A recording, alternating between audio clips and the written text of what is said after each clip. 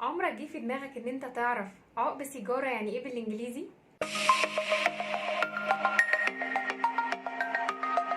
هاي ماي دير، معاكم مسام الحكيم من قناتكم كويك انجلش نوتس. يا رب تكونوا بصحة وفي احسن حال. حلقتنا النهارده هوموفونز، خليكم معايا. هنبدأ حلقتنا النهارده بكلمتين النطق بتاعهم هو ولكن المعنى مختلف. هبدأ بأول واحدة bought. بعتبرها linking word. يعني ايه linking word؟ يعني أداة ربط معناها ولكن. الكلمة التانية اللي زيها في النطق اللي هي bought اللي هي عقب السيجارة end of a cigarette.